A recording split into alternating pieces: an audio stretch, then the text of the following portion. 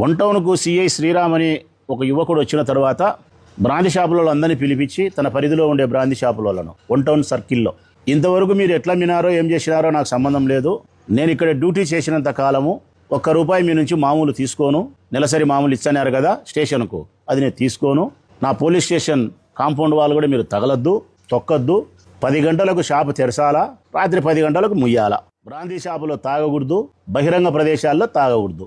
ఈ ప్రభుత్వ నిబంధనలకు వ్యతిరేకంగా మీరు షాపు ముందు తెరిచినే లేటుగా మూసినే నేను పోలీసోని అనే విషయాన్ని మీరు గుర్తుపెట్టుకోండి అని హెచ్చరిక చేసినాడు. హెచ్చరికను పాటించినటువంటి షాపులు ఓకే, హెచ్చరికను పాటింపు చేయని వరదరాజురెడ్డి మనుషులు కొంతమంది 10 తెరిచినారు, రాత్రి 11కు మూసినారు. 10:30కు వచ్చి పోలీస్ లాఠీ ఏ విధంగా పనిచేయాలనో ఆ విధంగా పనిచేసింది. ఈ సందర్భంలో 10:30కు షాపు తెరిచే ఒకరి మీద ఆయన పోలీస్ లాఠీ రులిపిస్తేనో పోలీస్ ప్రదర్శన చేస్తే వరదరాజురెడ్డి కుమారునికి ఫోన్ చేసినారు కొండారెడ్డికి, ఈ సిఐ మమ్మల్ని పట్టకపోయినాడు, మమ్మల్ని అట్టన్నాడు ఇట్టంటున్నాడు, కొడతలాడు తిడుతున్నాడు, మాకు బ్రాందీ షాపులు తెలుసుకోకుంటే ఎట్లా, నువ్వు సిఐకి ఫోన్ చేయన్నా అని చేసినాడంట.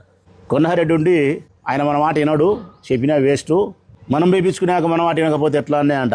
ఈయన ఒక మాజీ కౌన్సిలరు, మనం వేయించుకోలేబ్బా, వాళ్ళంతకు వాళ్ళే వచ్చినారు, ఒక 3 నెలలు ఆగండి, ఎలక్షన్ల కల్లా ట్రాన్స్ఫర్ చేసి పంపిస్తాంలే, లోకేష్కి చెప్పుకుంటున్నాం అని చెప్పినాడు. అంటే లంచం తీసుకోకుండా నిజాయితీగా ప్రజల కోసము ఇంత మంచి పనులు చేసే పోలీసు అధికారులకు ప్రభుత్వం వైపు నుంచి ట్రాన్స్ఫర్లు వస్తాయి, ప్రతిపక్ష పార్టీ నాయకులు ప్రజల వైపు నుంచి అవార్డు రివార్డులు మా ప్రశంసలే, మేము కొట్టే సప్పట్లే ప్రశంసలు.